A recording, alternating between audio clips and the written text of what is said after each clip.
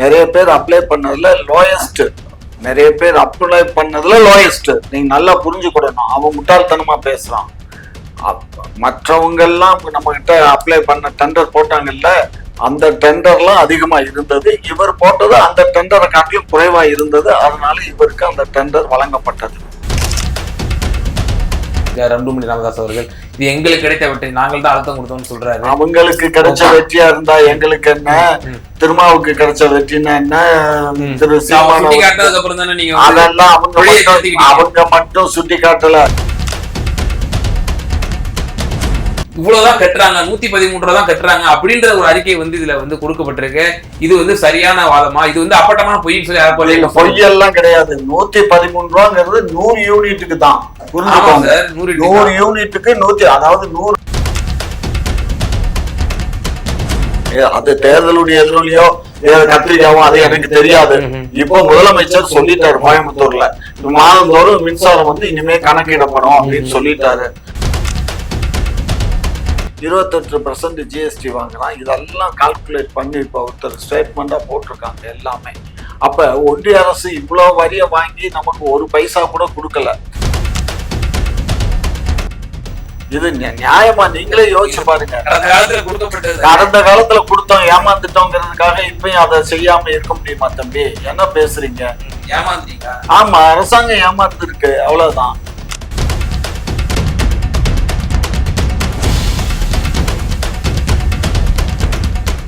குக்கு செய்திகள் நேயர்களுக்கு அன்பு வணக்கம். இன்றைய சிறப்பு நேர்காணல் நிகழ்ச்சியில நம்மோடு இணைந்திருக்கும் சிறப்பு விருந்தினர் திமுக சேர்ந்த டாக்டர் காமாட்சி நடை அவர்கள். வணக்கம். வணக்கம். அறப்போர் இயக்கம் சில ஒரு அலிகேஷன்ஸ்லாம் அவங்க மீது வச்சுட்டு வராங்க. 5ஆம் தேதி வள்ளுவர் கூட்டத்தில் போராட்டத்தும் நடத்த இருக்கிறாங்க. அதானியினுடைய ஸ்கேமை பொறுத்த வரைக்கும் நம்ம தமிழ்நாடும் சரி, இந்தியாவில் நடக்கக்கூடிய ஸ்கேமும் சரி, இதெல்லாம் தடுக்கணும் அப்படிங்கிறதுனால நோக்கத்துக்காக வள்ளுவர் கோட்டத்தில் போராட்டம் நடத்த இருக்கிறாங்க. அந்த பிறப்பாணையில் மற்ற எல்லா மாநிலங்களோடவும் தமிழ்நாடு குறைந்த மாநிலமா விலையில கொடுக்குது அப்படின்ற ஒரு அறிவிப்பு வந்திருக்கு. இது அப்பட்டமான பொய்ன்னு சொல்லி அறப்போர் இயக்கம் சொல்லுது. எப்படி பாக்குறீங்க? அறப்போர் இயக்கம் அவங்க அவங்கள்ட்ட அவங்க நினைக்கிற மாதிரி அவங்கள்ட்ட பெரிய டீம் கிடையாது ஒர்க் பண்ணி இதெல்லாம் கண்டுபிடிக்கிறதுக்கு. ஏற்கனவே மின்சார சப்ளை மற்ற இந்தியாவில் மற்ற மாநிலங்களை காட்டிலும் தமிழ்நாட்டில் தான் மின்சாரம் ரொம்ப குறைவு. அதே போல இந்த ஸ்மார்ட் மீட்டர், அதுக்கு பேரு ஸ்மார்ட் மீட்டர், அந்த ஸ்மார்ட் மீட்டருக்கு ஏற்கனவே எல்லா வீடுகளுக்கும் அதை கொடுத்துட்டோம்னா அவங்க நம்ம ஆபீஸ்ல உட்காந்து அந்த ஸ்மார்ட் மீட்டருடைய நம்பரை போட்டோம்னா அங்கேயே அந்த ரீடிங் எடுத்துக்கிறது தான் அந்த மெத்தடு. அதுக்கு தான் இந்த ஸ்மார்ட் மீட்டரை இன்ட்ரோடியூஸ் பண்ணணும்னு சொல்லி ஏற்கனவே சட்டமன்றத்துல தீர்மானங்கள்லாம் நிறைவேற்றப்பட்டு அவருக்கு டெண்டரு முறைப்படி பண்ணதுல நிறைய பேர் அப்ளை பண்ணாங்க. நிறைய பேர் அப்ளை பண்ணதுல லோயஸ்ட், நிறைய பேர் அப்ளை பண்ணதுல லோயஸ்ட். நீங்க நல்லா புரிஞ்சுக்கிடணும். அவன் முட்டாள்தனமா பேசுறான். மற்றவங்க எல்லாம் நம்ம கிட்ட அப்ளை பண்ண டெண்டர் போட்டாங்கல்ல, அந்த டெண்டர்லாம் அதிகமா இருந்தது. இவர் போட்டது அந்த டெண்டரை காட்டிலும் குறைவா இருந்தது. அதனால இவருக்கு அந்த டெண்டர் வழங்கப்பட்டது. சரியா? ஆனா இப்பொழுது என்ன பிரச்சனைன்னா, இதை எதிர்கட்சிகளும் இந்த இவங்களை போன்ற நபர்கள்லாம் இந்த டெண்டர்ல நிறைய ஊழல் நடந்திருக்கு, பண பரிமாற்றங்கள்லாம் நடந்திருக்கு, அப்படி இப்படின்னு எல்லாம் பேச ஆரம்பிச்சிட்டாங்க. ஆகவேதான் நான் ஏற்கனவே விமானத்துல சந்திச்சாரு, முதலமைச்சரை பார்த்தாரு, அங்க பார்த்தாரு, இங்க பார்த்தாரு அப்படிங்கறதெல்லாம் ஒரு கட்டுக்கதைகள்லாம் வந்தது. ஆகையினால இந்த டெண்டரையே நாங்க கேன்சல் பண்ணி மறு டெண்டரு நாங்க வச்சுக்கிறோம் அப்படின்னு சொல்லி இப்ப இந்த டெண்டர் ஒட்டுமொத்த டெண்டரையும் ஸ்மார்ட் மீட்டருக்கான டெண்டரை கேன்சல் பண்ணியாச்சு. இது தொடர்ந்து எதிர்கட்சிகள் வலியுறுத்திட்டு வந்தாங்கன்னு சொன்னீங்க. அதை தொட்டி இன்றைய தினம் ராமதாஸ் ஐயா அவர்களும் சொல்லியிருக்காரு, ரண்டுமணி ராமதாஸ் அவர்கள் இது எங்களுக்கு கிடைத்த வெற்றி, நாங்கள் தான் அழுத்தம் கொடுத்தோம்னு சொல்றாரு. அவங்களுக்கு கிடைச்ச வெற்றியா இருந்தா எங்களுக்கு என்ன, திருமாவுக்கு கிடைச்ச வெற்றின்னா என்ன, திரு சீமான் அதெல்லாம் அவங்க மட்டும் சுட்டி காட்டல. தமிழகத்துல இருக்கக்கூடிய அத்தனை எதிர்கட்சிகளும் சுட்டி காட்டதான் செஞ்சாங்க. இப்ப அவங்க முக்கியமா வைக்கக்கூடிய குற்றச்சாட்டு பெர் யூனிட் மின்சாரம் இவ்வளவு ரூபாய் அப்படின்னு இருக்கு இல்லையா, அது இந்தியாவில் உள்ள எல்லா மாநிலத்துல விட 37 மாநிலங்கள் இருக்கு, யூனியன் பிரதேசங்கள் உட்பட, எல்லாத்தையும் விட தமிழ்நாடு கம்மியா தான் இருக்கா? உண்மையிலேயே நீங்க உண்மையிலேயே கம்மியா தான் இருக்கு. நீங்க அதை பார்க்கணும்னா நீங்க வந்து இந்த இவனுங்க கொடுக்குற லிஸ்ட் எல்லாம் வேண்டாம். நீங்க உங்க கையில மொபைல் இருக்குல்ல, நெட்ல போங்க. நெட்ல போய் இத ஒவ்வொரு மாநிலத்தினுடைய ரேட்டை பாருங்க. ஒண்ணு வேண்டாம், பக்கத்துல இருக்க கர்நாடகா பாருங்க, ஆந்திரா பாருங்க, தெலுங்கானா பாருங்க, கேரளா பாருங்க, சரியா, குஜராத் பாருங்க, ஊட்டி பாருங்க, மத்திய பிரதேஷ் பாருங்க, இந்த மாதிரி ஒரு 10 மாநிலத்தை மாத்திரம் கணக்கெடுத்து பாருங்க. ஆகையினால இதெல்லாம் நானே எடுத்து வச்சிருக்கேன் லிஸ்ட், புரியுதுங்களா? ஆகவே பிற மாநிலங்களை காட்டிலும் மின்சாரம் நமக்கு குறைவா தான் யூனிட் ரேட்ல. நீங்க அந்த அறிக்கையில கூட யார பேரை குறிப்பிடுறீங்க அப்படின்னா, அரவிந்த் வாரியர்ங்கிற கேரளாவுடைய ஒரு ப்ரொஃபசர், அவர் தன்னுடைய எக்ஸ்தலத்துல பதிவிடுறாரு. இதான் நீங்க வந்து சான்றா நீங்க வந்து காட்டுறீங்க. நாங்க அந்த அறிக்கையில காண்பிக்கப்பட்டிருக்கு. இங்க பாரு, இந்த அறிக்கையில காட்டியிருக்கோங்கிறத பத்தி நீ ஒண்ணு கவலைப்படாத. நீயா அங்க என்ன யூனிட் ரேட் என்னன்னு குஜராத் பாருங்க. ஆமா சார், அவர் என்ன சொல்றாரு அப்படின்னா, அந்த அறிக்கை, அவர் அந்த அரவிந்த் வாரியருங்க அந்த பேராசிரியர் 100 யூனிட், முதல் 100 யூனிட் வரைக்கும் யூஸ் பண்ணக்கூடிய மின்சாரத்துக்கு 113 ரூபாய் வந்து சார்ஜ் பண்றாங்க தமிழ்நாடு. இந்த யார்ட்ஸ்டிக்ல 100 யூனிட் அப் டு 100 யூனிட் வரைக்கும் யூஸ் பண்றவங்களுக்கு தமிழ்நாடு தான் ஃபர்ஸ்ட்ல இருக்கு. அவங்க தான் இருக்கிறதுல குறைவான எண்ணிக்கை தராங்க. யார் சொன்னா 100 யூனிட்? ஆமா சார், யூனிட் ஃப்ரீ. ஆமா, அதை தாண்டி 100 யூனிட் யூஸ் பண்றாங்க இல்லையா, அதை சொல்றேன் நான். அதை தாண்டி 100 யூனிட் கழிச்சிட்டு மீதி 100 யூனிட் முதல்ல இருந்து ஸ்டார்ட் ஆகுதுன்னு வச்சுப்போம். 100 யூனிட் யூஸ் பண்றாங்க அப்படின்னா 113 ரூபா தான் சார்ஜ் செய்யப்படுகிறது. அது வந்து இந்திய மாநிலங்களிலேயே மிக குறைவானதுன்னு சொல்லி அதை குறிப்பிடுறாரு.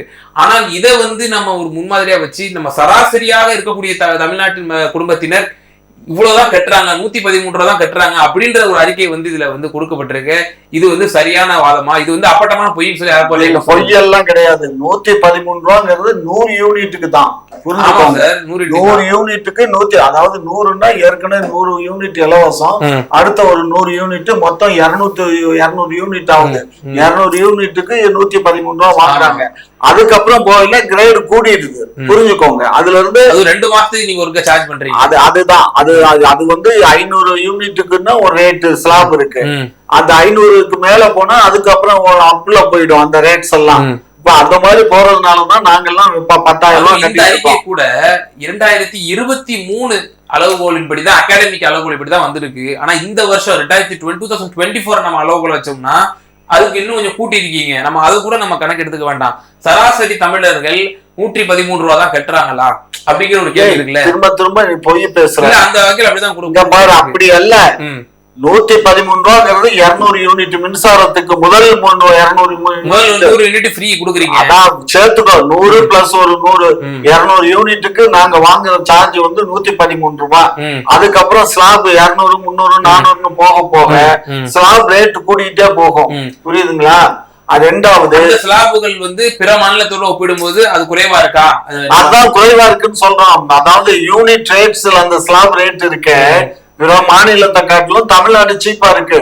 இப்ப ரெண்டாவது முதலமைச்சர் வந்து கடந்த வாரம் ஒரு அறிக்கை விட்டுருக்காரு, சந்தோஷமான அறிக்கை. என்னன்னா, இந்த வரக்கூடிய ஜனவரிக்கு அப்புறம் வந்து கண்டிப்பா வந்து நாங்க மாதந்தோறும் கணக்கிடப்படும். தேர்தலுடைய எதிர்வலியாவா? அது தேர்தலுடைய எதிர்வலியோ கத்திரிக்காவோ அது எனக்கு தெரியாது. இப்போ முதலமைச்சர் சொல்லிட்டாரு கோயம்புத்தூர்ல, மாதந்தோறும் மின்சாரம் வந்து இனிமே கணக்கிடப்படும் அப்படின்னு சொல்லிட்டாரு. அதனால மாதந்தோறும் எடுத்தப்ப அதுதான் இங்க அரசாங்கம் வெளியிடப்படும். அது சீக்கிரமா வந்துரும் இந்த புது வருஷத்துல. அதாவது என்னன்னா, இப்ப அது பண்ணும்போது என்ன ஆகும் கேட்டீங்கன்னா, கிட்டத்தட்ட ஒரு 50-60% குறையும். இப்ப ஒண்ணும் இல்ல, 500 யூனிட் இப்ப எங்க வீட்டுல 500 யூனிட்டுக்கு வந்து நாங்க கட்டுறது 4000 ரூபான்னு வச்சுக்கோங்களேன். நான் 4000 ரூபாய் கட்டுறது இப்ப வந்து எங்களுக்கு ஒரு மாசத்துக்குன்னு கணக்கு எடுத்தாக்க அது வந்து எங்களுக்கு எவ்வளவு வரும்? 200 யூனிட் 250 யூனிட் இல்ல 300 யூனிட் கூட வச்சுக்கோங்க. 300 யூனிட்டுக்குங்கும் போது அந்த ஸ்லாப் வந்து ரேட் கம்மியாகும். அத 300 வந்து 2 மாசமா கணக்கெடுக்கும் போது 600 யூனிட் 700 யூனிட்னு அதிகமா போறதுனால அந்த ரேட் ஆஃப் ஸ்லாப் கூடுது. அதனால மாதம் எடுக்கும்போது ரொம்ப அடிமாட் ரேட்டுக்கு வந்துடும் மின்சாரம், கவலையே படாதீங்க. பட் ஆனா அவங்க என்ன தரவுகள் வைக்கிறாங்க அப்படின்னா, நம்ம ஸ்லாப் கூட கூட, அதாவது 100 யூனிட் தாண்ட ரேட் கூடுது.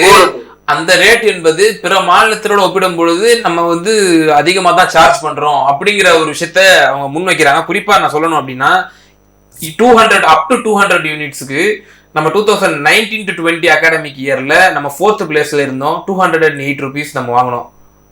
பட் ஆனா இப்போ 2023 24 கூட இல்லை 23 அளவு படி பார்த்தோம் அப்படின்னா நம்ம 9th பிளேஸ்ல இருக்கோம். 281 rupees வந்து நம்ம சார்ஜ் பண்றோம். 400 யூனிட் அப் டு 400 யூனிட்ஸ் வரைக்கும் நம்ம 2019-20 நம்ம எவ்வளோ வாங்கினோம்னா 470 rupees நம்ம சார்ஜ் பண்ணோம். 12th பிளேஸ்ல இருந்தோம். இப்போ நம்ம 18th பிளேஸ் போயிருக்கோம். 2023 அளவுபடி 569 ரூபா நம்ம வந்து சார்ஜ் பண்றோம். அதே போல அப் டு 600 யூனிட்ஸ் வந்து இப்போ வந்து நம்ம 24th பிளேஸ்ல இருக்கோம். 2019ல 14th பிளேஸ்ல இருந்தோம். இப்போ 24th பிளேஸ்ல இருக்கோம். 729 rupees வந்து நம்ம சார்ஜ் பண்றோம். அந்த மாதிரி இதெல்லாம் வந்து சுட்டி காட்டுறாங்க. நம்மளை விட 25 மாநிலங்கள் வந்து முன்ன கம்மியாவே தராங்க நம்மளை விட. அது அவங்க எல்லாம் மாத கணக்கீடு ஒதுக்குவாங்க. இது வந்து நமக்கு வந்து 2 மாத கணக்கீடு பண்றதுனாலதான் அந்த ரேட் வருது.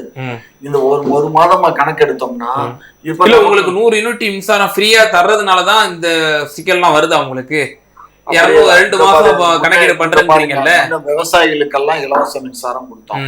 விவசாயிகளுக்கு கலைஞர் அவர்கள் ஆட்சியத்துல கொடுத்தாங்க. ஆமா, அதுதான் அதிகமா நுகரப்பட்டது. சரியா? அதுவே வந்து எப்படினாலும் ஒரு விஷயத்த நம்ம பண்றோம். இப்ப நீங்க எல்லாமே இவ்வளவு கூப்பாடு போடுறீங்களே, ஒன்றிய அரசு எப்படி இப்ப அவங்க வரி பண்ணிருக்காங்க தெரியுமா? பயங்கரமா வரி போட்டிருக்கோம். பயங்கரம். அதாவது வெளி உலகத்துக்கு தெரியாம நீங்க இப்ப எல்லாம் வாட்ஸ்அப்லயும் பேஸ்புக்ல நீங்க எல்லாம் போய் பாருங்க. இப்ப நம்ம ஜிஎஸ்டி போட்டிருக்கோம். அதுக்கப்புறம் எல்லாமே கிட்டத்தட்ட வரின்னு போட்டா ஒரு 100 ரூபாய்க்கு ஒரு பொருள் வாங்கினா அதுக்கு 80 ரூபாய் வரி கட்டுற அளவுக்கு இருக்கு. 22,000 ரூபாய்க்கு 22 லட்சம் ரூபாய்க்கு ஒரு கார் பர்ச்சேஸ் பண்ணா அந்த காருக்கு வரியாக மட்டுமே 68 லட்சம் ரூபாய் கட்ட வேண்டியிருக்கு. எங்கேயாவது நடக்குதா? எந்த நாட்டிலேயாவது இருக்கா? நேற்று ஒரு கம்பேரிஷன் போட்டு ஒரு ஸ்டேட்மெண்ட் வந்துருந்துச்சு, நான் பார்த்தேன் யூடியூப்ல. அதாவது அமெரிக்காவுக்கும் இந்தியாவுக்கும் உள்ள அந்த எத்தனை சதவீதம் இருக்கு, எதுக்கு வரி இருக்குங்கிறதெல்லாம் போட்டு காட்டினான். அப்படி பார்க்கும்போது ஒரே ஒரு ஐட்டத்துக்கு மட்டும்தான் அமெரிக்கால டாக்ஸ் போடுறான். அது 7.8% தான் வரி போடுறான். நம்ம இதுல அப்படி கிடையாது. நம்ம இதுல எல்லாத்துக்கும் வரி வரி வரி வரின்னு போட்டு எல்லாத்தையும் ஓச்சுட்டு விட்டான். ரோட் டாக்ஸ்னு 15% வாங்குறாங்க காரை ரிஜிஸ்டர் பண்ணும்போது. அதுக்கப்புறம் டோல்கேட்டுன்னு வசூல் பண்றாங்க. ரோட் டாக்ஸ் எதுக்கு வாங்குறான், டோல் எதுக்கு வாங்குறான், இதெல்லாம் பாருங்க. இதுக்கப்புறம் இன்சூரன்ஸ்னு ஒண்ணு வாங்கிக்கிறான். அதுக்கப்புறம் அதுக்கு வந்து இந்த ஜிஎஸ்டி 28% தெரியுமில்ல. காருக்கு ஜிஎஸ்டி எவ்வளவு? 28% ஜிஎஸ்டி வாங்குறான். இதெல்லாம் கால்குலேட் பண்ணி இப்போ ஒருத்தர் ஸ்டேட்மெண்டா போட்டிருக்காங்க எல்லாமே. அப்ப ஒன்றிய அரசு இவ்வளவு வரிய வாங்கி நமக்கு ஒரு பைசா கூட கொடுக்கல. நம்ம நாட்டுல இருந்து தான் நம்ம 2வது இடத்துல இருக்கோம். வரி செலுத்துறதுல அவ்வளவு காசு நம்ம கிட்ட இருந்து பறிச்சுக்கிட்டு போய் நமக்கு எதுவுமே கொடுக்காம ஏமாத்துறாங்க. மக்கள் மத்தியில இதை எழுச்சியை உண்டு பண்ணுங்க. ஒன்றிய அரசு இவ்வளவு பெட்ரோல் டீசல்ல வந்து நம்ம ஜிஎஸ்டி கீழே கொண்டு வந்துட்டோம்னா இன்னும் மக்களுக்கு வந்து அஃபோர்டபிள் பிரைஸா வந்துடும். அதுதான் தப்பு பண்றீங்க. இப்ப நமக்கு வந்து ஜிஎஸ்டி கீழே கொண்டு போனோம்னு வச்சுங்க. அவன் ஏற்கனவே அவங்க என்ன பண்ணிருக்காங்க, ஜிஎஸ்டிக்கு முன்னாடியே அதுக்கு வந்து இன்னும் அதுக்கு என்ன காப்பு வரி அது ஒரு வரியை போட்டு செஸ் வரின்னு ஒண்ணு போட்டு இப்ப செஸ் வரி அவங்க நீக்கிட்டாங்கன்னு வச்சுக்கோங்க. இன்னைக்கு பெட்ரோல் நமக்கு 50 ரூபாய்க்கு கிடைக்கும். இல்ல சார், 5 ரூபா தான் சார் செஸ் போடுறாங்க. As economist I know very well. Cess வரிங்கிறது 5 ரூபாய் தான் போடுறாங்க. அந்த வரி என்பது முழுக்க மத்திய அரசுடைய பர்பஸ்க்காக மட்டும்தான் செலவிடப்படும். மாநில அரசுகளுக்கு அந்த வரி என்பது பகிர்ந்தளிக்கப்படாது. 5 ரூபாய் தான் போடுறாங்க 1 லிட்டருக்கு. ஆமா, 1 லிட்டருக்கு. மாநில அரசுடைய வரி, மத்திய அரசுடைய வரி, செஸ், இது எல்லாம் சேர்த்துதான் மூல பொருளுடைய விலை. இது எல்லாம் சேர்த்துதான் நமக்கு வந்து 95 ரூபா 100 ரூபா வருது. சரி, அது வந்து அவங்க செஸ் வரியை எதுக்கு அதை மாநில அரசு வரி குறைக்கணும் இல்லையா? கொஞ்சம் மாநில அரசு ஏற்கனவே நம்ம 3 ரூபா குறைச்சது ஏன் இல்லையா? உங்களுக்கு 3 ரூபா குறைச்சிங்க, 5 ரூபா குறைக்கணும்னு சொன்னீங்க பெட்ரோலுக்கு. இன்னைக்கு வந்து நமக்கு வந்து இந்த நாடு இன்னைக்கு நம்ம அரசு நடத்துறதுக்கு நமக்கு அவன் ஒன்றிய அரசு கொடுக்க மாட்டேங்கிறான். நமக்கு நடத்துறது வந்து இந்த பெட்ரோல் டீசல், 2வது மது. இந்த 2 வரி தான் நமக்கு இருக்கு. வேற ரெவன்யூல வந்து இப்ப எல்லாம் ரெவன்யூல முன்னெல்லாம் ரெவன்யூ சொத்து வரியும் கூட்டிட்டீங்க. அதுதான் ரெவன்யூல வந்து சொத்து வரி கூட்டினா கார்பரேஷன் தங்கம், நீங்க அரசுக்கு வராது. அது கார்பரேஷனுக்கு போயிடும் அந்த பணம். அது அந்த கார்பரேஷனுடைய இம்ப்ளிமெண்டேஷனுக்கு பத்தாம தான் நம்ம 200 கோடி 300 கோடி திரும்ப நம்ம கொடுக்குறோம். பட்ஜெட்ல இருந்து நம்ம எடுத்து கொடுக்குறோம். ஒவ்வொரு மாநகராட்சிக்கும் நம்ம கொடுக்குறோம். அங்க வந்து ஏன்னா பத்தல, அங்க இருந்து வரக்கூடிய அந்த வருமானம் பத்தல, வரி வருமானம் அவங்களுக்கு பத்தல. சோ அதனால தொழில் வரி போடுறோம். தொழில் பண்றவங்களுக்கு 5 ரூபா 6 ரூபான்னு வரி போடுறோம். இதெல்லாம் வந்து பண்ண முயலாது. ஏன்னு கேட்டீங்கன்னா, நீ கார்பரேஷன் சென்னை கார்பரேஷன் எடுத்துக்கிட்டீங்கன்னா வேலை பாக்குறவங்க கிட்டத்தட்ட 2000 பேர் வேலை பாக்குறாங்க. இந்த 2000 பேருக்கு சம்பளம் கொடுக்கணும். அதுக்கப்புறம் அங்கங்க நிறைய இது இருக்குது. ஒவ்வொரு வார்டுக்கும் ஒவ்வொரு 4 வார்டு 5 வார்டு சேர்ந்து ஒவ்வொரு மண்டலம்னு வச்சு அதுக்கு தனியா ஒரு அதிகாரிகளை போட்டு கமிஷனர் டெப்டி கமிஷனர் மாதிரி போட்டு அங்கேயும் நடக்குது. இந்த மாதிரி பல்வேறு பிரச்சனைகள் இருக்கு. ஒரு பட்ஜெட்டுன்னு போட்டாங்க. இன்னைக்கு அவங்களுக்கு 10,000 கோடி இருந்தா தான் இன்னைக்கு கார்பரேஷன் பட்ஜெட்டை போட முடியும். ஒரு காலத்துல தமிழ்நாடு பட்ஜெட்டே காமராஜர் பேர்ல அவ்வளவுதான் போட்டாங்க. இன்னைக்கு ஒரு கார்பரேஷனுக்கு இவ்வளவு 70 வருஷம் ஆமா தங்கம், இன்னைக்கு அந்த மாதிரி ஆயிடுச்சு. நம்ம வந்து என்னன்னு கேட்டீங்கன்னா, இப்போ அதானி ஸ்கேம் வந்து புதாகரமாக்குறாங்க அந்த இயக்கம். அதை வந்து போராட்டமா முன்னெடுக்கிறாங்க. இந்தியாவிலயும் சரி தமிழ்நாட்டிலும் நாங்க தான் அதானியை கேன்சல் பண்ணிட்டோம். அதானி இந்திய அளவுல வந்து அவர் பண்றாருன்னா இப்ப வந்து அது ஒன்றிய அரசு வந்து அவங்க எதுக்குமே அவங்க அசைக்கல. நாங்க அவங்களுடைய கான்ட்ராக்ட் வந்து நம்ம எடப்பாடியார் காலகட்டத்துல போடப்பட்ட அந்த கான்ட்ராக்ட் இன்னும் வரைக்கும் நம்ம அந்த பிரேக் பண்ணல. அது தொடருது. நம்ம வந்து யூனிட்டை வந்து அதிகமா கொடுத்து வாங்குறோம். அதனுடைய சுமை வந்து மக்கள் மத்தியில வந்து நம்ம அது பில் கட்டும் போது நம்ம தான் அந்த இதை கட்டுறோம். அந்த பர்டன் ஃபுல்லா பீப்புள் பப்ளிக் தான் வந்து அதை சுமக்குது. அப்போ இது வந்து இது எவ்வளவு பெரிய ஒரு வாழ்வாதார பிரச்சனையா இருக்கு அப்படின்னு சொல்லி மக்கள் மத்தியில கொண்டு போறாங்க. தம்பி, நீங்க ஒரு விஷயம் புரியாம அவன் வந்து பெனால்டி போடுறான்னு சொல்வீங்க. நீங்க டிபேட்ல சொல்லிருக்கீங்க. போன டிபேட்ல 70 லட்சம் ரூபாய் பெனால்டி போட்டு நம்ம கட்டியிருக்கோம். அவங்க ஏடிஎம்கே காலத்துல போட்ட பெனால்ட்டியை நம்ம கட்டியிருக்கோம். புரிஞ்சுக்கோங்க. இப்ப அதெல்லாம் பிரச்சனை. நான் மின்சாரத்துறையில உயர் அதிகாரிகள்கிட்ட பேசினேன் ஒரு 2 மாதத்துக்கு முன்னாடி. பேசும்போது அவங்க என்ன சொல்றாங்கன்னா, இது வந்து அந்த கவர்மெண்ட் போட்டதுக்கு அப்புறம் நம்ம வந்து அதுல இருந்து இப்ப ஏதோ ஒரு 50 பைசாவோ 60 பைசாவோ குறைச்சிருக்கோம். இப்ப 8 ரூபாய் 20 பைசாவுக்கும் 8 ரூபாய் 30 பைசாவுக்கும் இப்ப நம்ம கொள்முதல் பண்றோம். வாங்குறது தமிழக அரசு கொள்முதல். இப்ப நம்ம வந்து இங்க தமிழ்நாட்டுல வந்து மின்சாரத்தை நம்ம டெவலப் பண்ணணும். இப்ப அதை டெவலப் பண்றதுக்கு தான் இப்ப இங்க வந்து நம்ம ஒரு 600 மெகாவாட்ல வந்து இங்க ஒரு யூனிட் போடணும். இதுல இதுக்கு நம்ம திருவள்ளூர் டிஸ்ட்ரிக்ட்ல இப்போ ஒண்ணு பேசுனாங்க இல்லையா, போன வாரம் மக்கள் கருத்து கணிப்பு கூட்டத்துல கூட சீமான் போய் ரொம்ப பேசினாங்கல்ல, அனல் மின் நிலையம். அது வந்து அந்த மாதிரி அங்க ஒரு அனல் மின் நிலையம், தூத்துக்குடியில ஒரு அனல் மின் நிலையம், இந்த மாதிரி ஒரு 4-5 அனல் மின் நிலையங்கள் நம்ம கிட்ட வந்துருச்சுன்னா நமக்கு தேவை வந்து கிட்டத்தட்ட ஒரு மாசத்துக்கு வந்து ஒரு நாளைக்கு வந்து 6000 இருந்து 7000 யூனிட்ஸ் நமக்கு தேவைப்படுது. அது மெகாவாட்ஸ் தேவைப்படுது. இது உற்பத்தி ஆகணும். உற்பத்தி இல்லாத போது நம்ம அவன்கிட்ட இருந்து நம்ம ஸ்டாப் பண்ணிட்டோம். வேற யாரும் சப்ளை பண்ணல. வேற யாராவது சப்ளை பண்ணாங்கன்னா குறைவான காசு கொடுத்தா நம்ம வாங்கிக்கிடலாம். யாருமே இல்லையா, அவன்கிட்ட தான் இருக்கு. இப்போ டாடா கிட்ட நம்ம ஒரு ஒப்பந்தம் போட்டிருக்கோம். டாடாட்ட எங்க இருந்து வாங்குறோம்? இந்த சோலார் பவரை வந்து டாடாட்ட இருந்து வாங்கிட்டு இருக்கோம். சரியா? அவங்க குறைவான ரேட்டுக்கு தான் டாடா கொடுக்குறாங்க. சோலார் வந்து 4 ரூபாய் 80 பைசாவுக்கோ என்னவோ நம்ம கொடுக்குறாங்க. இப்போ அந்த ரேட்டுக்கே வந்து நம்ம வாங்கினோம்னா நம்ம இன்னும் நல்லா தான் இருக்கும். பட் இதை வந்து நமக்கு தடுத்து நிறுத்துறதுக்கு வந்து நமக்கு வேணும், மின்சாரம் வேணும். இப்போ ஏற்கனவே ஜெயலலிதா பீரியடில் வந்து நமக்கு தூத்துக்குடியில் போடுற ஸ்டெர்லைட் ஆலையில் இது நம்ம இந்த நிலையம் போட்டோம், கூடங்குளம் அனல் மின் நிலையம்.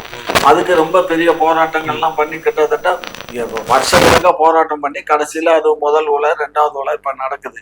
அதுல இருந்து நம்ம கிடைக்கக்கூடியது சப்ளை ரொம்ப கம்மியா தான் கிடைக்குது. ஒரு 1500 மெகாவாட் என்னமோ தான் நமக்கு கொடுக்குறாங்க. இவங்க வந்து இங்க இந்த அனல் மின் நெய்வேலி அனல் நிலையத்துல இருந்து 150 இல்லை 120 தான் நமக்கு மெகாவாட்ஸ் தான் கொடுக்குறாங்க. ஏன்னா அவங்க பக்கத்துல இருக்க அண்டை 4 மாநிலங்களுக்கும் சேர்த்து கொடுத்துட்றாங்க. அது அந்த காலத்திலே ஒப்பந்தம் போடையில அவர் காமராஜர் அப்படி போட்டு தொலைச்சிட்டாரு. நான் இது எங்களுக்கு மட்டும்தான் இருக்கணும்னு அவர் கேட்டு வாங்கியிருக்கணும். அப்படி கேட்டு வாங்கல அவர். சோ அது கேட்டு வாங்காதனால இங்க உற்பத்தி ஆகுது நம்ம நிலக்கு. தொடர்ச்சியா என்ன சொல்லப்படுது அப்படின்னா, இருக்கக்கூடிய அனல் மின் நிலையங்களை ஃபுல்ஃபில் பண்ணாலே போதுமானது. இதை வந்து புதுசா நீங்க இன்னொன்னு கொண்டு வந்தீங்க அப்படின்னா அதுல இருந்து வெளிப்படக்கூடிய நச்சு தன்மை அதெல்லாம் வந்து மனித இனத்துக்கு எதிரானது. எண்ணூர்ல இருக்கக்கூடிய ஒரு ஏற்கனவே 800 தான் பிரச்சனை. 800ல அங்க ஒரு அனல் மின் நிலையம் இருக்கு. அது சரியா அது ப்ரொடக்ஷன் இல்லை. அதனாலதான் இந்த 600 மெகாவாட் இப்ப நம்ம அங்க பண்றோம். இப்ப அது சரியா இருந்துச்சுன்னு சொன்னா நம்ம அதையே அடிஷனலா கொஞ்சம் சேர்த்துக்கிடலாம். ஏன் இதையும் அடிஷனலா வச்சுக்க வேண்டியதுதானே? எதுக்கு? அதாவது அரசியல் பேசக்கூடாதுங்க, மின்சாரத்துல அரசியல் பேசக்கூடாது. இப்ப இந்த 3.5 ஆண்டு காலம் நம்ம ஆட்சி வந்துச்சு. அதுக்கு முன்னாடி எடப்பாடி ஆட்சி காலமும் இருந்துச்சு. எதையாவது மின்சார அரசியல் பேசக்கூடாதுன்றீங்க. இப்ப நெய்வேலியை குறிப்பிட்டு சொல்லியிருந்தீங்க. அது வந்து அண்டை மாநிலங்களுக்கு வந்து பகிர்ந்தளிக்கப்படுறது. ஆமா, அது கர்நாடகால வந்து நம்ம அது பகிர்ந்தளிக்கப்படுறோம். நம்ம வந்து அது எந்த அளவுக்கு ஒரு பாலைவனமா ஆகக்கூடிய ஒரு அபாய நிலையில கூட நெய்வேலி இருக்கு. ஆனா ஒரு ஆண்டுக்கு மழை பெஞ்சிச்சுன்னா, சீசன்ல மழை பெஞ்சிச்சுன்னா காவேரியில தண்ணி வரும். அதை நமக்கு திறந்து விட மாட்டேங்கிறாங்க. இது நாம் தமிழர் கட்சியில தொடர்ச்சியா வந்து கேக்குறாங்க. அண்டை மாநிலங்கிற ஒரு இது கூட அவங்களுக்கு இல்ல. அவங்களுக்கு இல்ல. நம்ம இங்க இருந்து போற மின்சாரத்தை நம்ம தடுத்து நிப்பாட்டணும்னு சொல்லிட்டு இருக்கேன்னு பாரதி ராஜா தலைமையில நடிகர் சங்கத்துல இருந்து ஒரு ஊர் போனாங்க. ஏன் இருக்கா போராட்டத்துக்கு ஒரு 10-15 முன்னணி நடிகர்கள் பூரா போனாங்க. ஒன்னும் பண்ண இயலாது. அதாவது என்னன்னு கேட்டீங்கன்னா, அவன் ஒப்பந்தம் ஒரு இது போட்டுட்டான். அந்த ஒப்பந்தப்படிதான் அங்க நடக்கும். அந்த ஒப்பந்தத்தின்படி அவர்கள் காவிரி நதி நீரை வந்து காவிரி நதி நீருக்கு போட்ட ஒப்பந்தம் வந்து அவன் வந்து காலாவதி ஆகி போச்சு. அதுக்கப்புறம் இப்ப ஒரு 600 எவ்வளவோ அறிவுறுத்தல் சொல்லிட்டு இருக்கு. இது திறந்து விடுங்கன்னு சொல்றாங்க. நமக்கு வந்து 600 TMC இப்ப அவங்க ஏருக்கு 600 TMC சப்ளை கொடுக்கணும், வாட்டர் சப்ளை. நமக்கு 600 TMC கொடுக்கணும். ஆனா ஒவ்வொரு வருஷமும் 600 TMC அவங்க கொடுக்கறது இல்ல. அவன் எதுல நமக்கு ட்ரையான நேரத்துல கொடுக்காம நமக்கு ரெய்னி சீசன்ல நமக்கு ஓவர்ஃப்ளோ வாட்டர் அதத்தான் அவன் சொல்றான். தமிழ்நாடு தம்பி அப்படித்தான் சொல்றான். வடிகாலா தான் வச்சிருக்கான். தமிழ்நாடு வந்து வடிகாலு இதுல இருந்து நேரா போனா கடலுக்கு போகுது. புரிஞ்சுக்கோங்க. இப்ப நமக்கு வந்து டேம் ஃபுல்லா ஆச்சுன்னு சொன்னா அது கடலுக்கு தான் போகுது. அதுக்கு தான் அந்த 2 ஆறு இருக்கு நமக்கு. ஒண்ணு வந்து இந்த ஆறு வச்சிருக்கோம் காவேரி, இன்னொன்னு வந்து அது நேரா ஓவர்ஃப்ளோ, ரொம்ப அதிகமான தண்ணி வந்து ஓவர்ஃப்ளோ அது நேரா கடலுக்கு போயிடும் அந்த ஆத்துல. இப்ப அந்த ஓவர்ஃப்ளோ போற வாட்டர் நமக்கு ஒரு டேமை கட்டி அதை நம்ம யூஸ் பண்ணணும். அதுக்கு கிட்டத்தட்ட 1 லட்சம் கோடிக்கு மேல செலவாகும். அதெல்லாம் எஸ்டிமேட் எல்லாம் போட்டாங்க, அப்பயே போட்டாங்க. ஜெயலலிதா ஆட்சி காலத்திலே போட்டாங்க. அப்பவுமே 1 லட்சம் கோடி வந்தது. இன்னைக்கு நம்ம அதை பண்ணோம்னா பல கோடி. என்ன காரணம்னா இது ரொம்ப தாழ்வா இருக்கு. அதாவது இந்த கொள்ளிடங்க அந்த ஆறுக்கு பேர் வந்து கொள்ளிடம். கொள்ளிடம் வந்து ரொம்ப பள்ளத்துல இருக்கு. நம்ம வயல்கள்லாம் மேட்டுல இருக்கு. இப்ப நம்ம டேமை கட்டி அந்த தண்ணியை தேக்கிறதுனா கிட்டத்தட்ட 300 அடி 400 அடி தேக்கம் இருந்தா தான் அந்த தண்ணி வந்து இங்க வயல்களுக்கு வரும். அந்த அளவுக்கு இருக்கு. அதனாலதான் செலவு அதுக்கு அதிகமாகுது. ஸோ இதனால அரசாங்கத்தை பொறுத்த மட்டும் அவங்க எல்லா வேலையும் செய்யணும். மக்கள் வந்து சுபிட்சமா இருந்தா தான் நம்ம அடுத்த முறை ஜெயிக்க முடியுங்கிற எண்ணம் அவங்களுக்கு இருக்கு. அடுத்த தடவை ஜெயிச்ச ஆட்சிக்கு வரணும்னா நம்ம மக்களுக்கு நல்லது செஞ்சா தானே வர முடியுங்கிற நம்பிக்கை இருக்கு. அந்த நம்பிக்கையின் அடிப்படையில தான் இந்த அரசாங்கம் செயல்பட்டுக்கிட்டு இருக்கு. அதானியோட ஸ்கேம இப்போ இது ஒரு உதாரணமா கொண்டு வராங்க. இப்போ இதனுடைய பேர்டன் நம்மளுடைய பப்ளிக் மத்தியில தான் இருக்கு. அதை உணர்த்தணும் அப்படிங்கிறதுக்காக தான் இந்த மாதிரியான இயக்கங்கள் வந்து கொண்டு போறாங்க. நம்ம அதானியினுடைய அந்த கான்ட்ராக்டை ரத்து செய்வதற்கு முன்பு வருமா திராவிட முன்னேற்ற இல்ல அத வந்து ரத்து செய்ய நமக்கு வந்து இயலாது. அது நம்ம 25 வருஷம் போட்டாங்க. இல்ல அதுக்கு வந்து நம்ம வந்து கண்ணு நீங்க அதை கேன்சல் பண்றது ஒரு நிமிஷம் கண்ணு. வேற எந்த வழியிலயாவது நாங்க வந்து இதை ஏத்துக்க மாட்டோம்னு கோர்ட்ல போட்டு ஏதாவது ஒரு ஆர்டர் வாங்கிடலாம் கூட வைங்க. வாட்டர் போட்டு இங்க நமக்கு பற்றாக்குறை இருக்கு. அதை என்ன எப்படி யூஸ் பண்ணுவீங்க? இப்போ விண்டு மில் இருக்கு, சோலார் இருக்குது, அனல் மில் நிலையம் இருக்கு. இந்த அடுத்து வந்து நமக்கு அந்த இது இருக்கு, நம்ம தூத்துக்குடியினுடைய இந்த இது வருது மின்சாரம். ஸோ இதெல்லாம் கால்குலேட் பண்ணி பார்த்தா கூட 50% தானே கண்ணு வருது, ஷார்டேஜ் வருது. பேலன்ஸ் 50% அவன்ட்டு தானே வாங்கணும். அதுதானே பிரச்சனையே. இப்போ நமக்கு வந்து சார் இப்போ அதான் எதிர்கட்சிகள்லாம் முன் வச்சிருந்தாங்க. அதானி அவர்களை நேரில் சந்தித்தார் முதல்வர் அப்படின்னு சொல்லி. முதல்வர் அதுக்கு உண்டான உரிய விளக்கத்தை சட்டமன்றத்திலே கொடுத்தாரு.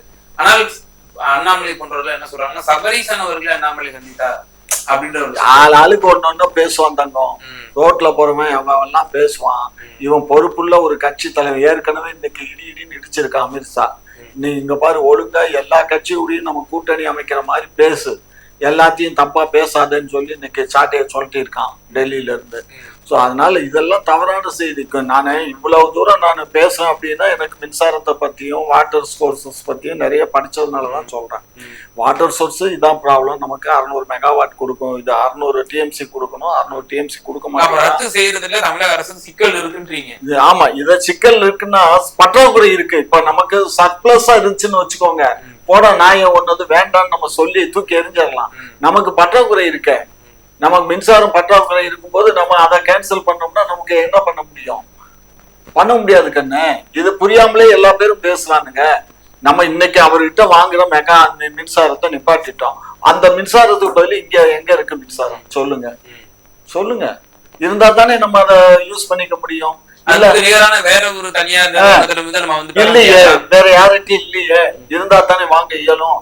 இப்ப நம்ம டாடா கிட்ட வாங்குறோம்னா நம்ம சோலார் வாங்குறோம். இது வந்து மோனோபோலி மாதிரில தெரியும். அப்படிதான் வச்சுட்டான். அத இந்த வேலை செஞ்சது மோடி அவர்களா? 10 ஆண்டுகளுக்கு முன்னாடி. ஆமா, பிஜேபி ஆட்சிக்கு வந்த உடனே அந்த மின்சாரத்தை அவங்க பண்ணாங்க. மாநில அரசுகள் நிர்பந்தத்துக்கு உள்ளாக்கப்படுகிறது, அதானிட்ட தான் வாங்கணும் அப்படிங்கிற ஒரு கட்டாயத்துல அப்ப வந்து இவங்களை உபயோகப்படுத்திக்கிட்டான் ஏடிஎம் காட்சி. ஏன்னா அன்றைக்கு வந்து நமக்கு இன்னும் 4-5 அனல் மின்சார நிலையத்தை ஆரம்பிச்சிருக்கலாம்.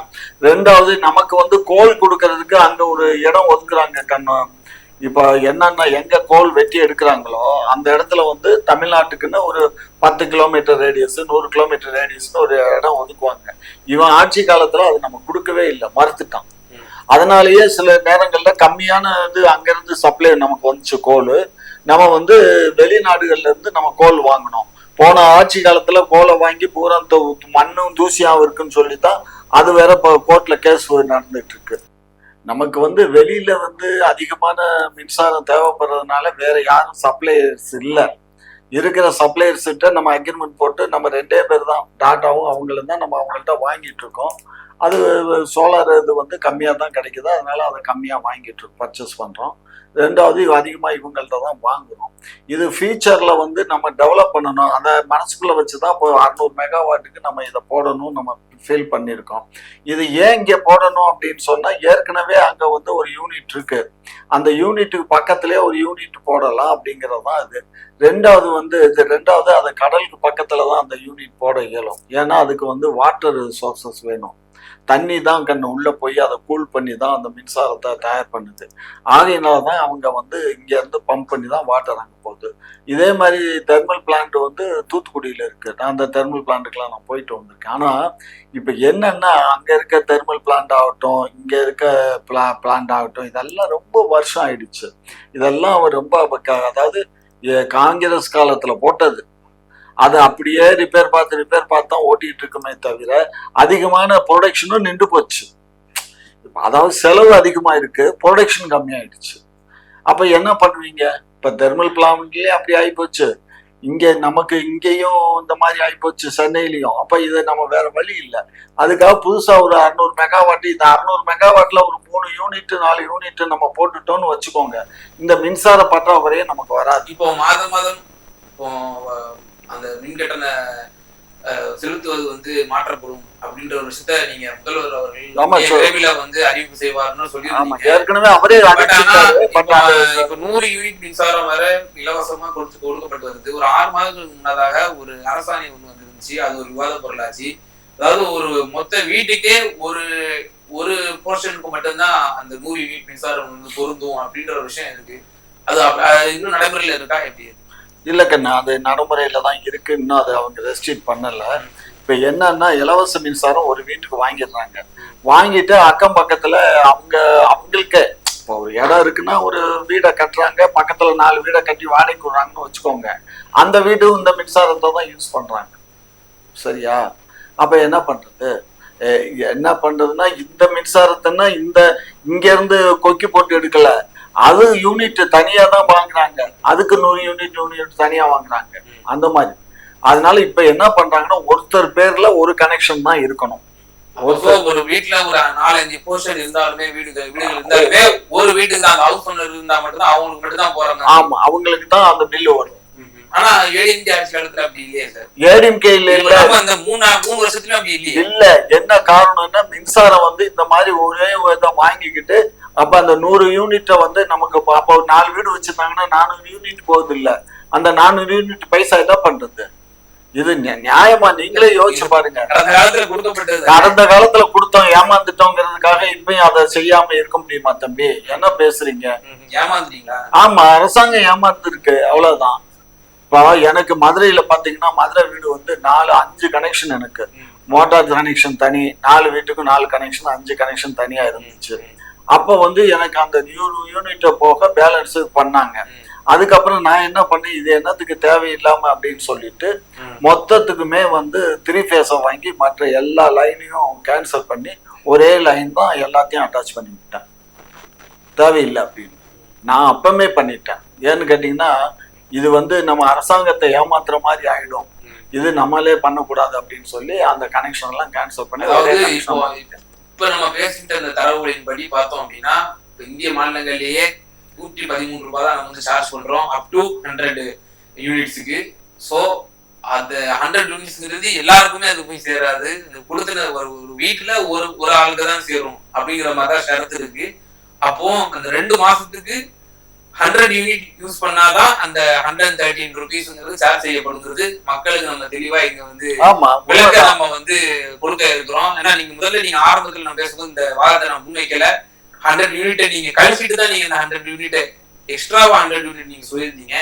ஸோ இந்த சரத்தை நம்ம சொல்லி நம்ம மக்களுக்கு வந்து தெளிவுபடுத்த வேண்டியதுக்கு ரொம்ப நன்றி. பல்வேறு வகாரங்கள்ல நேரங்களுக்கு தெளிவாக